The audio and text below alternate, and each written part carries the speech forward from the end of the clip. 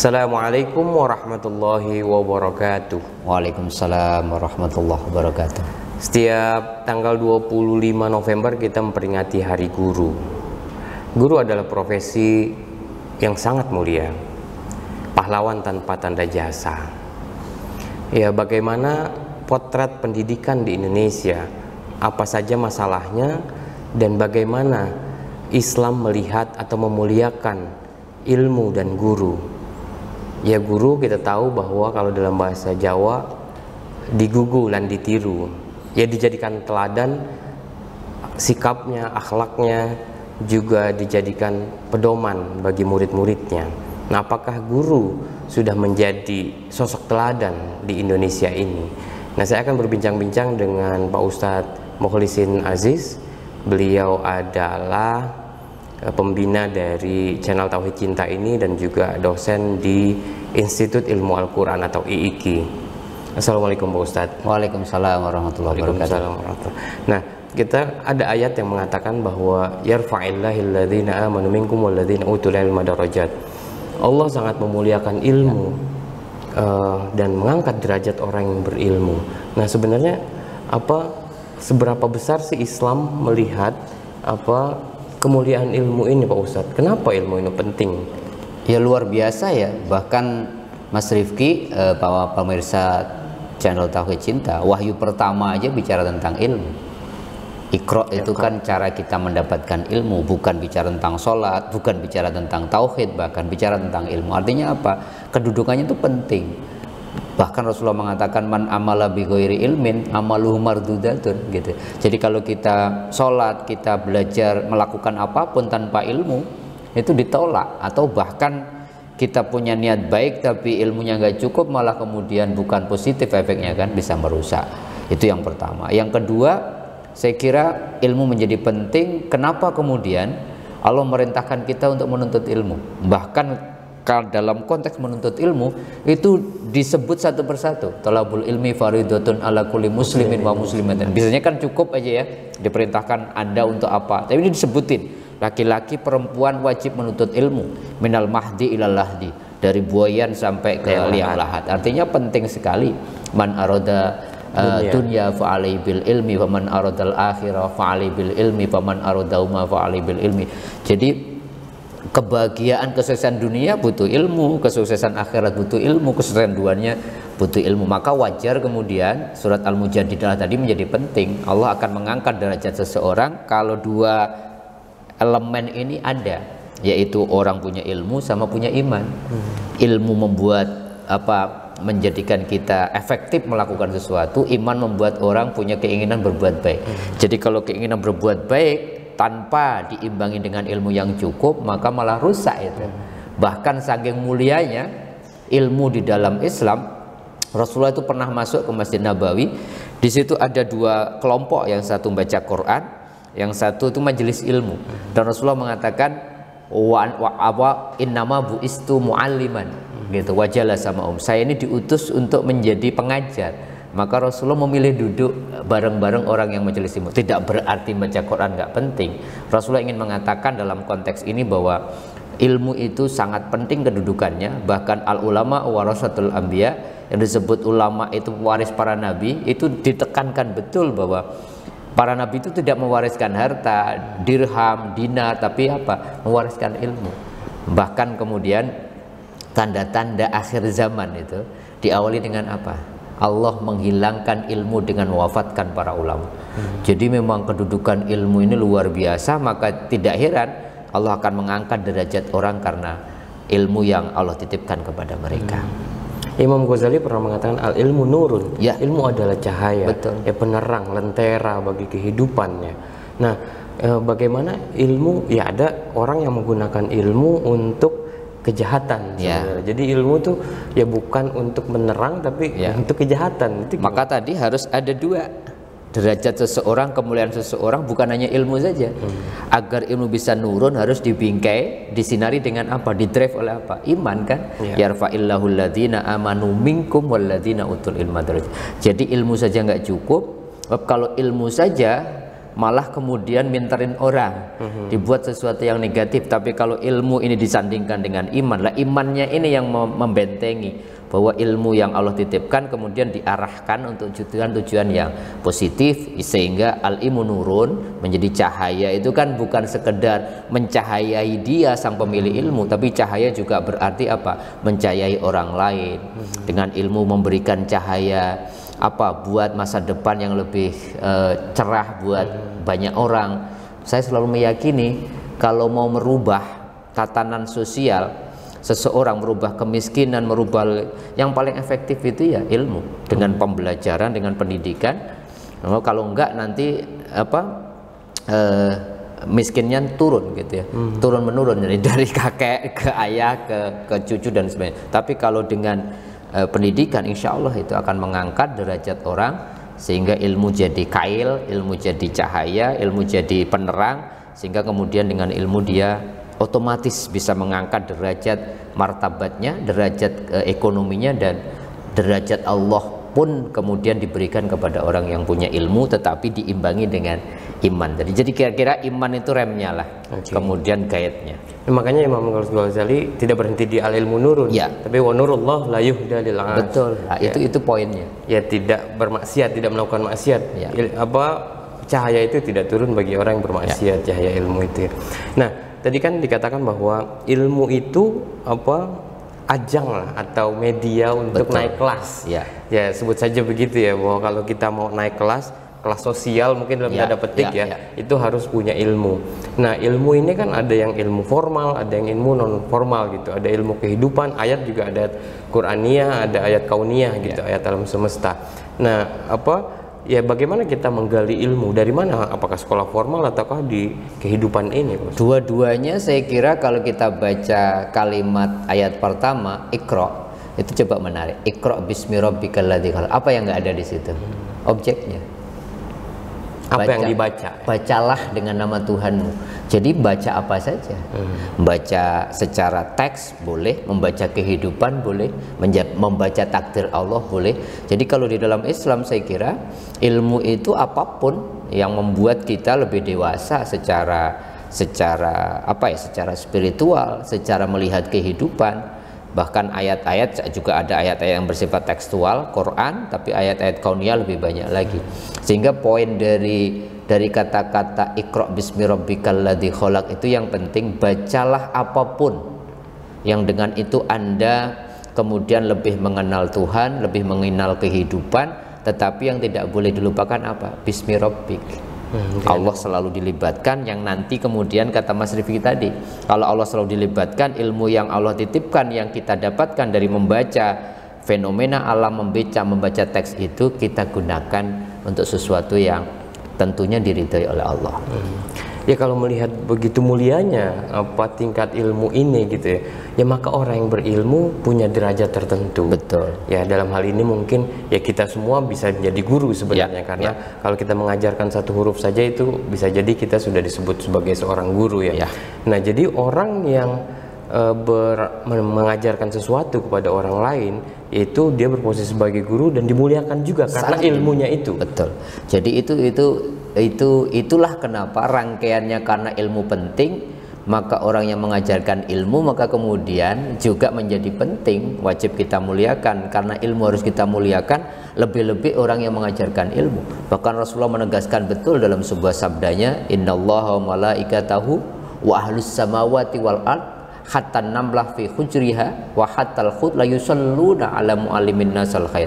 Jadi Allah dan para malaikat, seluruh penduduk langit dan bumi, bahkan semut yang ada di lubangnya, bahkan seluruh ikan yang ada di lautan, semuanya bersolat mendoakan orang-orang yang mengajarkan ilmu kepada manusia, kepada guru. Betapa kemudian kedudukan guru itu di dalam Islam diletakkan pada tempat yang menjadi wasilah mereka untuk mendapatkan pencerahan, untuk mendapatkan ilmu, yang dengan ilmu itu kita bisa mengenal Al-Khaliq, bisa mengenal Allah, bisa ma'rifatullah, tapi dengan ilmu juga kita bisa jadikan alat untuk menggapai khasanah di dunia maupun khasanah di akhirat. Nah, itu kan ada sedikit perbedaan ya, hasanah di dunia dan hasanah di akhirat ya. Ya, Tadi Pak Ustadz juga menyebutkan apa, man aradad dunya fa alaihi bil ilmi wa man aradal akhirah fa alaihi bil ilmi. Jadi untuk menggapai dunia ada ilmunya, untuk menggapai akhirat ada ilmunya. Nah, ada kan sebagian orang yang mungkin nggak seimbang ya antara ilmu dunia dengan ilmu akhiratnya gitu. Bahkan mendikotomi. Nah, begitu. Ilmu dunia itu nggak ada pahalanya, nggak ada kaitannya dengan akhirat. Ilmu akhirat itu disekularisasi lah kira-kira. Jadi, dan itu menurut saya fatal. Sebab kata-kata Allah mengatakan barang siapa keluar rumah kemudian untuk mencari ilmu dia di jalan Allah, itu tidak ada kekhususan bahwa itu ilmu-ilmu agama. Jadi sebenarnya kemudian disebut ulama itu kan, selama dengar ulama itu mesti ahli agama. Padahal orang yang berilmu, jadi siapapun insinyur kita bisa sebut ulama secara bahasa. Walaupun kemudian Imam Al-Ghazali mengatakan kalaulah kita harus memilih, maka ilmu akhirat, ilmu agama harus kita prioritaskan, tetapi ilmu dunia ini menjadi sangat penting juga. Untuk apa? Untuk menunjang keefektifan kita untuk menerapkan ilmu agama itu. Misalkan ngomongin tentang ilmu tentang zakat kan ilmu agama, tetapi ilmu manajemen pengelolaan zakat sehingga kemudian bisa termaksimalkan manfaat zakat, itu ilmu dunia. Nah, disitulah kemudian penggabungan dua sisi ilmu agama dan ilmu dunia itu menjadi sangat penting. Sehingga jangan sampai sekarang belajar bahasa Mandarin ngapain, nggak ada pahalanya gitu. Padahal ayatnya mengatakan siapapun yang belajar ilmu tapi kemudian dia niat keluar dari rumahnya menjemput ilmu itu dengan membawa atas nama Tuhan, sehingga nanti ilmu yang dia dapatkan digunakan untuk hal yang positif. Untuk apa? Untuk menopang gitu ilmu-ilmu agamanya bisa diterapkan, dipraktekkan agar kemudian bisa lebih maslahat di dunia. Kan kelemahan kita kan selalu adigiumnya kan jelas ya, al-batilu bin nidham yaglibul haq bilan nidham.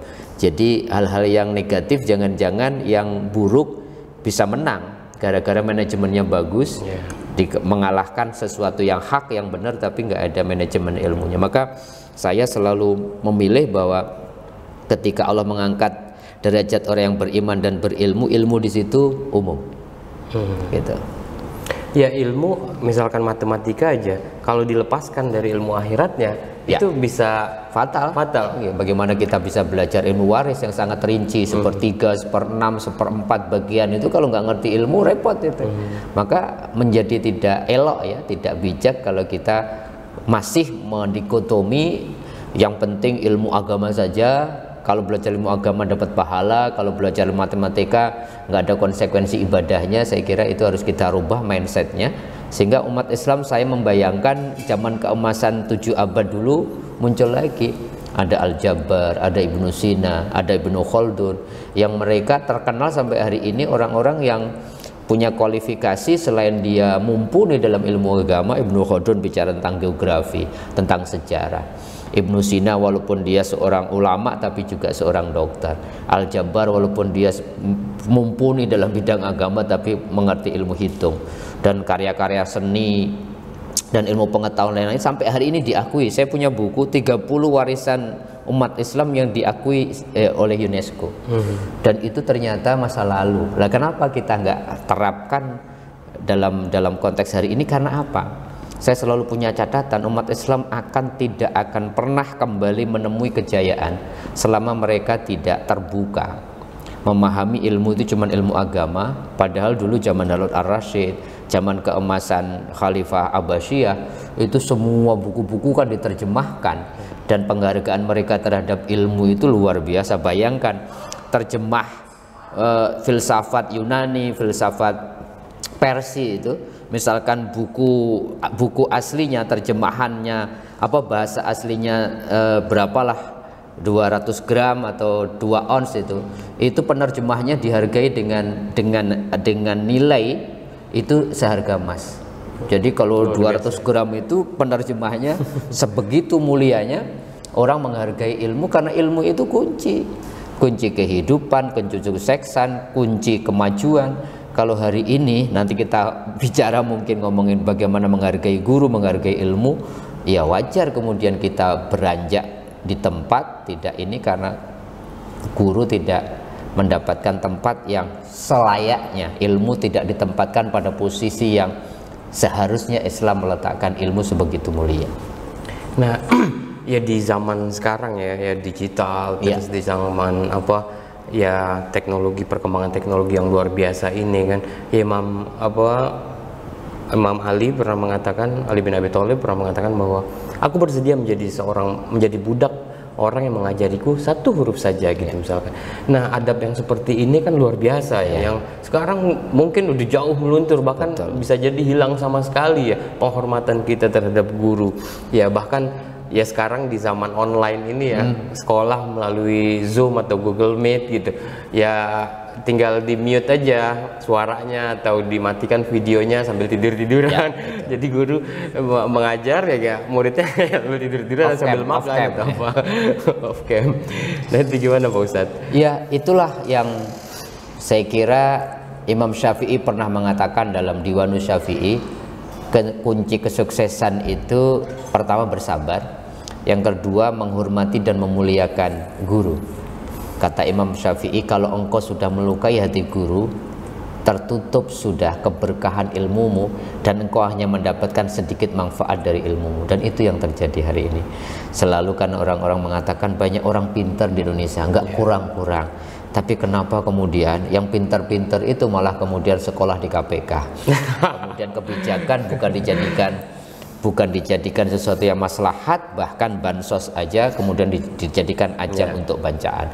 Sehingga kemudian dari situlah kemudian harus kita kembalikan bagaimana ilmu sekaligus orang yang mengajarkan ilmu itu adabnya harus dikembalikan lagi. Bayangin Ali bin Abi Thalib mengatakan saya menjadi budak, artinya apa? Saya bukan siapa-siapa, akan melakukan apapun kepada orang yang mengajarkan kepadaku walaupun satu guru.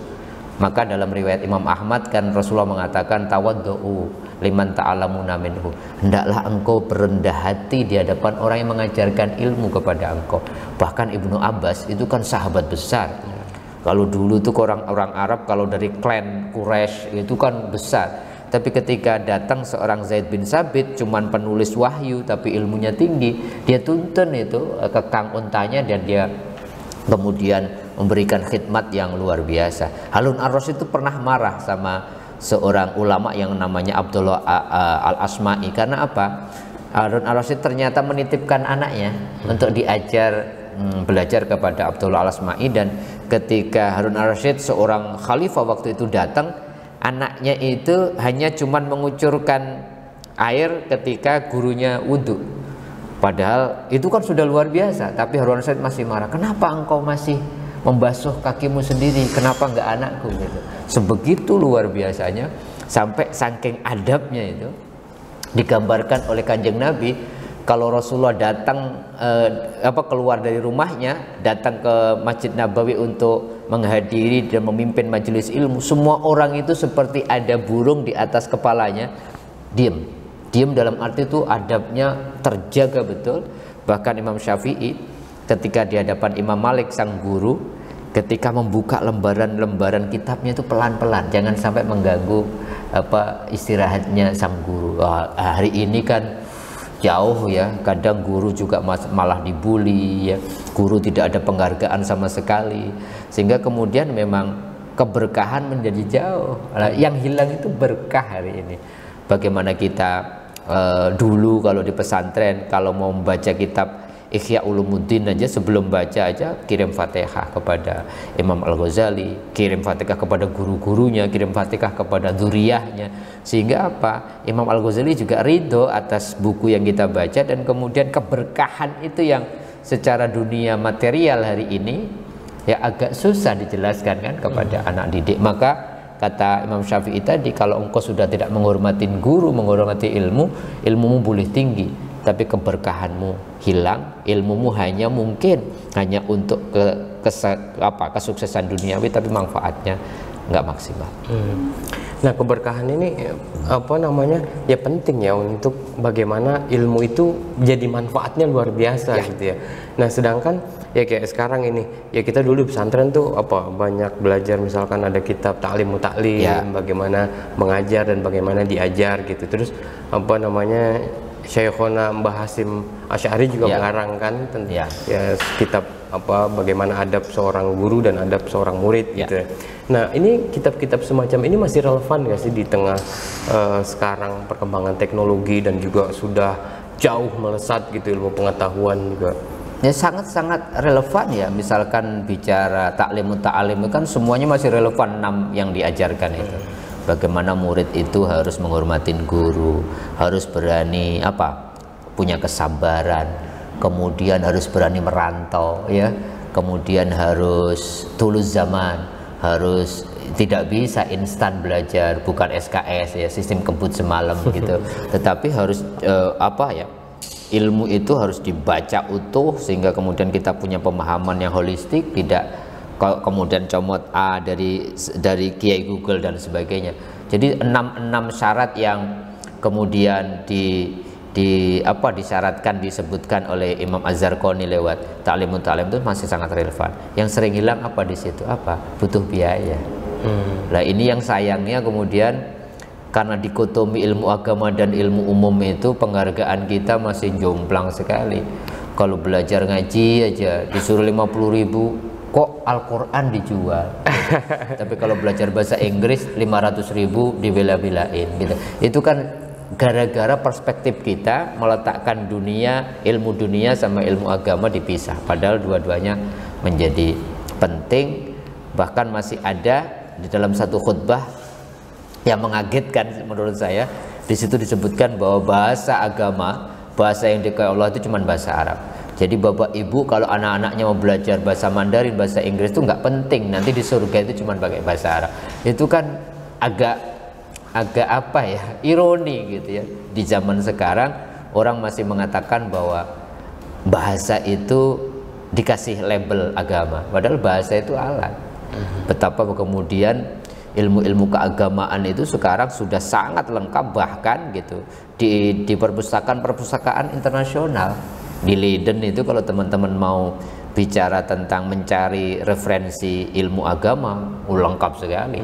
Dan itu pasti bukan bahasa Arab, pasti bahasa-bahasa Inggris, bahasa-bahasa internasional. Jadi bahasa jangan dikasih agama lah gitu ya. Maka kita letakkan aja sebagai sebuah alat untuk memahami ilmu Allah. Nah, ini kan ada beberapa misalkan sekolah internasional yang biayanya mahal luar sekali biasa sebenarnya, dan di dalamnya penghormatan terhadap guru itu luar biasa. Jarang terjadi, maksudnya karena merasa bahwa ya gue udah bayar mahal-mahal di sini, terus gue harus menghormati guru juga, ya guru harusnya ngikutin kemauan siswa gitu kira-kira. Ya itu tadi, itulah yang membuat kemudian hanya pinter tapi yang hilang berkah, yang hilang akhlak, sehingga nanti mereka dalam kehidupan ya kemudian tidak mendrive ilmunya itu untuk apa? Bukannya sekedar pintar, tapi benernya ini yang susah. Bener ini yang kemudian bahkan di dalam bahasa Islam, di dalam bahasa spiritual, belajar adab dulu sebelum ilmu. Jadi ta'allamul adab gitu, belajar adab dulu terhadap ilmu, terhadap guru, baru engkau belajar ilmu. Saya selalu mengatakan, kalau dalam tradisi pesantren, dalam tradisi sufistik, kalau adabmu sudah tumbuh, engkau memuliakan ilmu, engkau memuliakan guru, 50% perjalanan menuntut ilmu sudah tercapai. Nah ini yang hilang tiba-tiba langsung saja gitu. Nah ada juga kan yang misalkan ya kita harus kritis terhadap guru. Ya guru harus kita kritik juga. Masa kita harus manut terus sama guru? Ya di mana kritisisme kita? Sekarang eranya zaman orang bebas berbicara, orang bebas berekspresi, orang bebas menyatakan pendapat apapun gitu. Ya itu wajib. Tetapi yang mesti juga dipahami oleh murid adalah wajadilhum billati ahsan. Kalau berdebat harus debat yang memuliakan, kritis harus, tapi memuliakan guru tetap wajib kan gitu ya. Jadi yang salah itu kritik itu boleh caci maki, kritik itu boleh merendahkan guru. Rasulullah itu kurang apa sih? Orang yang terbaik, manusia terbaik, makhluk Allah terbaik. Bahkan pada orang-orang yang beliau ajar aja disebutnya bukan murid, tapi para sahabat. Rasulullah sering kali kan dikritik oleh banyak sahabat yang bikin Umar gregetan. Ini orang baru datang aja udah ngeritiknya luar biasa. Tapi Rasulullah sebegitu sabar. Rasulullah menjadi guru yang luar biasa. Karena apa? Karena Rasulullah menjadi sosok yang akan menjadi apa ya, kayak role model gitu, bagaimana menjadi guru yang terbaik, sehingga beliau kesabarannya itu Masya Allah luar biasa, sehingga kritik menurut saya wajib, karena ilmu itu tidak boleh kita taklid. Kita tidak boleh kemudian menerima mentah-mentah. Bahkan Quran mengatakan fabashir ibadiyalladzina yastami'unal qawla fayattabi'una ahsana, ya. Cara beragama yang baik itu kita tidak menutup diri, ya. Jadi tidak menerima saja tapi open minded, tetapi kemudian apa? Kemudian kritisismenya bukan untuk menjatuhkan tapi mencari yang terbaik dari beberapa pendapat. Dan biasa kan, Imam Malik sama Imam Syafi'i itu guru dan murid, tapi madhabnya berbeda. Tetapi ketika Imam Malik datang ke tempatnya Imam Syafi'i sangat memuliakan. Imam Syafi'i ketika datang ke Madinah juga sangat memuliakan. Adab-adab seperti itu yang saya kira kok hilang ya. Kemudian di tengah segala sesuatu itu dianggap sebagai sesuatu yang materialistik. Ilmu itu materialistik karena kita sudah bayar mahal-mahal. Guru itu ya sosok yang transfer of knowledge saja, tetapi lupa bahwa ada keberkahan yang kemudian Allah titipkan kepada seorang guru kalau kita kemudian memuliakan mereka. Nah tadi itu kan dalam perspektif ini ya, murid ke guru harus gimana. Tapi kalau menurut Ki Hajar Dewantoro kan, yaitu yang dijadikan juga sebagai basis dari pendidikan kita di Indonesia, itu kan ada apa, Ing Ngarso Sung Tulodo, Ing Madyo apa, Mangun Karso dan Tuturi Handayani gitu ya. Di depan memberi teladan, di tengah memberikan semangat, di belakang memberikan dorongan. Nah guru sekarang ya apakah sudah itu menjadi pegangan gitu Pak Ustadz ya, kayak misalkan ya gimana kita mau meladani, menjadikan guru kita teladan, apa yang bisa diteladani dari guru gitu misalkan. Jadi problem ya itu saya kira ya, problem pendidikan kita itu problem dari 3 sektor. Kalau kita bicara pendidikan, kunci kesuksesan itu 3 pihak harus bekerja sama. Pertama dari guru, kemudian dari peserta didik, dari orang tua. Nah 3-tiganya itu harus bekerja sama ini. Kalau enggak, dua-duanya atau 3-tiganya enggak support, pendidikan menjadi tidak maksimal. Ya guru ya digugulan ditiru. Dia harus menjadi referensi. Kalau saya boleh mengatakan secara milenial, guru harus jadi fans, harus jadi idola bagi peserta didik. Influencer sekaligus ya pokoknya idolanya gurunya.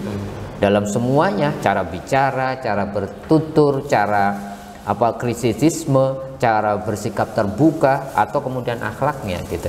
Dan kemudian ketika dia bersama-sama muridnya harus memberikan semangat, menjadikan muridnya bukan sekedar atasan dan up and down, tetapi kemudian bagaimana murid itu bisa merasa nyaman diskusi apapun, semacam sahabat, menganggap bahwa anaknya itu bukan sekedar orang yang karena saya digaji kemudian saya harus menyampaikan ilmu, tetapi dianggap sebagai anaknya sendiri, sehingga kemudian cara membersamai mereka itu cara-cara yang kemudian bukan sekedar just profesional kerja. Bahkan kalau di belakang murid pun juga kemudian dia menjadi apa ya, kayak semacam mendorong luar biasa, sehingga guru terbaik itu ya bukan guru yang kemudian menjadikan anak didiknya nggak boleh lebih pandai dari gurunya, justru menghantarkan anak-anak didiknya melebihi gurunya. Ya kadang-kadang kan guru sekarang malah nggak berani, malah khawatir nanti gimana ya, saya kalah sama murid-murid saya, apa kata dunia. Padahal justru guru terbaik itu guru yang menghantarkan muridnya lebih pandai dari sang guru gitu. Ada pepatah yang mengatakan itu ya, guru kencing berdiri, murid kencing berlari. Dan itu yang terjadi, sehingga kemudian banyak kasus kan, karena ini media sosial begitu luar biasa. Wah macam-macam kita miris ya. Ada yang guru kemudian memukul muridnya, murid membuli gurunya, bahkan memukul juga itu. Memukul, kemudian orang tua kemudian mukul guru. Jadi tiga elemen gitu, 3 stakeholder ini harus bekerja sama gitu. Tanpa itu maka kemudian di kelas gitu guru dan murid sudah harmoni, pulang. Ya di sekolah sekarang cuma berapa jam, apalagi sekarang lagi sekolah daring. Jadi sangat menentukan orang tua. Kalau tiba-tiba bagus-bagus 8 jam sekolah pulang gitu, 16 jam yang lain kemudian dirusak oleh orang tuanya, oleh lingkungannya rusak gitu. Padahal kan tujuan pendidikan kan sebegitu mulia gitu. Utuhlah peserta didik itu bukan hanya cerdas, bukannya sehat, tetapi juga punya akhlak mulia. Itu sudah dinaskan dalam tujuan pendidikan nasional. Nah ini kan kita, ini Pak Ustadz ya, apa namanya, ya tanggal 25 November ini kita merayakan Hari Guru gitu. Nah seberapa, ya kalau misalkan, ya banyak guru-guru misalkan khususnya yang honorer ya, yang cuma gajinya sekian gitu, yang nggak cukup untuk menafkahi keluarganya, akhirnya dia nyambi jadi tukang ojek atau apa gitu. Nah ini penghargaan terhadap guru kan, ya memang ya mereka apa ya butuh kolaborasi seperti tadi Pak Ustadz bilang, bahwa link keluarga, orang tua, lingkungan, dan juga guru itu adalah kolaborasi yang penting. Tapi sebagai pendidik, guru juga butuh ya kesejahteraan tertentu mungkin untuk bagaimana mensupport, bagaimana jadi fokus pada untuk mendidik anak didiknya gitu. Ya, saya kira kita harus akui juga, mengapresiasi zaman reformasi itu kan sudah mulai ada keberpihakan terhadap pentingnya dunia pendidikan ya. Yang dulu nggak sampai 5%, sekarang ditetapkan secara undang-undang harus 20% ya sektor pendidikan. Tapi sayangnya 20% itu lebih banyak kepada membangun fisik ya, sehingga penghargaan guru, terutama pahlawan-pahlawan kita yang membuat kita tahu belajar ABC itu, terutama yang bukan ASN, guru-guru honorer itu masih sangat jauh dari layak gitu. Sehingga kemudian bagaimana mungkin kualitas guru kemudian meningkat kalau mereka tidak punya kemampuan untuk mengupgrade keilmuan mereka dengan beli buku, buru-buru beli buku ya. Bahkan ada yang nyambi ngojek, nyambi habis dari sekolah kemudian ke sawah dan sebagainya. Tidak ada ruang-ruang untuk menambah keilmuannya, sehingga murid juga akan mendapatkan sesuai dengan apa yang dimiliki oleh sang guru. Jadi ini saya kira butuh kesadaran semua pihak. Selama komitmen kita bahwa pendidikan kita letakkan seberapa penting, maka kemudian karena ini kan ngomongin SDM ya, sumber daya manusia, yang itu sangat menjadi salah satu prasyarat kemajuan suatu bangsa. Selama penghargaan terhadap orang-orang yang punya andil besar, bahkan sangat menentukan terhadap tinggi dan rendahnya SDM itu belum mendapatkan apresiasi yang layak, maka kemudian jangan berharap banyak. Kemudian kualitas SDM kita menjadi maksimal. Belum lagi ngomongin ketimpangan ya antara kota dan desa, sehingga kasus-kasus UN dulu gitu, bagaimana mungkin standar UN anak-anak Jakarta sama anak-anak teman-teman kita di daerah bisa yang sama. Kemudian akses terhadap keilmuan juga beda, standar mereka juga beda, sehingga sudah mulai ada perbaikan-perbaikan ya, bukan hanya UN yang menentukan. Saya kira harus semuanya diperbaikilah pelan-pelan. Komitmen 20% saya kira harus kita apresiasi, tetapi 20% itu dialokasikan mestinya ya untuk kesejahteraan guru, yang porsinya juga harus ditambah. Saya kira juga harus segera diberi atensi ya, sehingga bukan untuk lebih pada untuk infrastruktur, kelas dan sebagainya, tetapi guru tidak mendapatkan porsi. Walaupun sekarang pemerintah daerah sudah mulai punya kepedulian, tapi kalau ini tidak jadikan regulasi kan tergantung kepala daerah masing-masing nanti. Intinya masih jauh, perlu kita berikan dorongan dan atensi yang lebih. Kita berikan kayak semacam mengarus utamakan kesejahteraan guru kalau mau kemudian kualitas pendidikan kita juga meningkat. Dan kesadaran pemerintah juga penting, tapi kesadaran orang tua mengapresiasi itu, terutama di sekolah-sekolah yang non pemerintah juga saya kira menjadi penting ya, itu support dari masyarakat. Apa pesan penting yang ingin Pak Ustadz sampaikan di Hari Guru? Saya kira pertama kita harus memberikan penghargaan sekaligus terima kasih yang sedalam-dalamnya, setinggi-tingginya kepada siapapun yang mungkin tidak kita bisa sebut satu persatu ya, guru-guru kita mungkin dari TK yang mengajarkan kita satu huruf sampai sejauh ini ya. Saya kira kita hanya bisa memberikan doa terbaik. Semoga para guru dimanapun berada selalu diberikan kesehatan dan diberikan semangat yang tidak akan pernah luntur untuk menyemai benih-benih tunas-tunas bangsa yang akan menjadi pelanjut tonggak pembangunan kita, dengan harapan juga kita dorong kepada pemerintah untuk terus meningkatkan apresiasi dan penghargaan terhadap pahlawan sejati tanpa tanda jasa ini, sehingga kita berharap nanti kalau guru sudah dimuliakan, mendapatkan kesejahteraan yang maksimal, kemudian kurikulum juga diperbaiki sesuai dengan potensi masing-masing. Kita berharap suatu saat nanti ya bangsa kita bangsa besar dengan jumlah penduduk yang luar biasa besar. Kalau SDM-nya kemudian ditingkatkan, Masya Allah itu powerful betul bangsa kita. Nah terakhir nih Pak Ustadz, ya kita sebenarnya adalah guru juga gitu. Ya misalkan kita menulis status di Facebook atau status di Twitter, memposting sesuatu di Instagram atau di TikTok, itu akan ditiru sama followers kita, sama teman-teman kita, atau kita mengatakan hal-hal tertentu atau bersikap tertentu, itu akan diikuti oleh anak kita, oleh teman kita, oleh lingkungan terdekat kita gitu. Nah, bagaimana pesan Pak Ustadz bahwa ya sebagai guru, ya kita juga sebagai guru juga sebagai murid, karena kan kita nggak pernah berhenti dalam menuntut ilmu ya.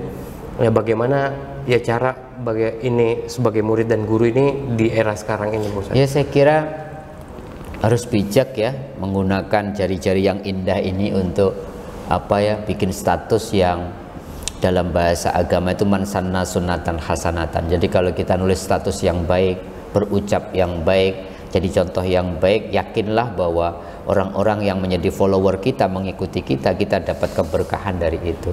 Tetapi kalau kita tidak bijak menggunakan jari-jari kita, tidak bijak menggunakan lisan kita, tidak bijak menggunakan media sosial, padahal itu kemudian juga ditiru oleh orang-orang yang melihat. Nah, apa pesan penting yang ingin disampaikan bahwa kita adalah guru juga murid sebenarnya? Ya, jadi yang penting saya kira semua kita guru ya.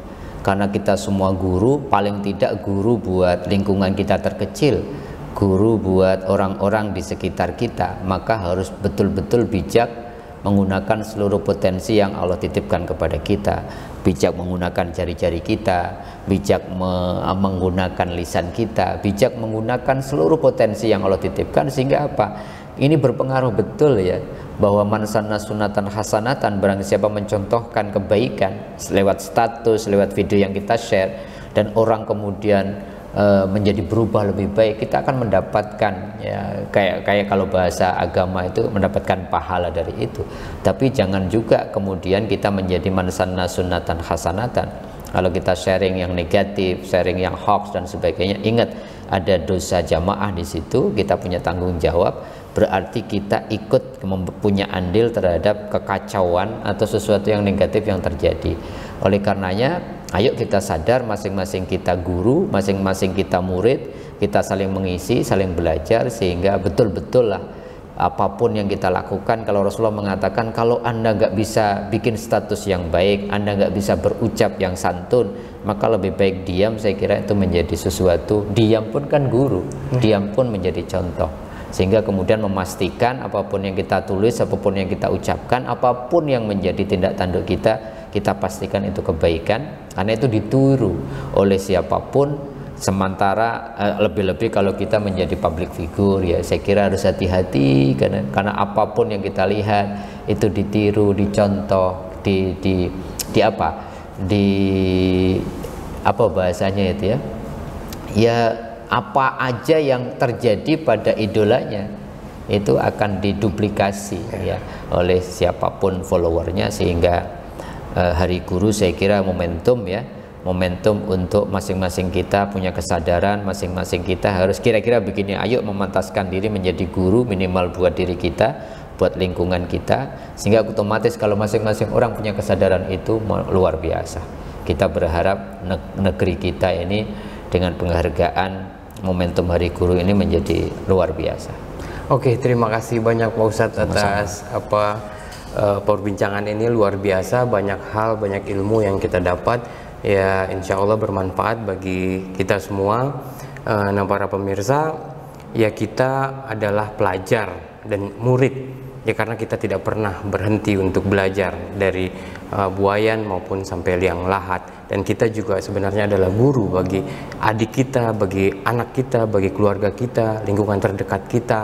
Nah, maka ya sebagai guru kita harus memberikan contoh yang terbaik, menjadi teladan baik dalam perilaku kita sehari-hari di dunia nyata maupun di dunia maya. Nah, mari tebarkan cinta dan kebaikan untuk agar Islam menjadi rahmatan lil alamin. Terima kasih atas partisipasinya. Selamat Hari Guru. Wabillahi taufiq wal hidayah. Wassalamualaikum warahmatullahi wabarakatuh. Waalaikumsalam warahmatullahi wabarakatuh.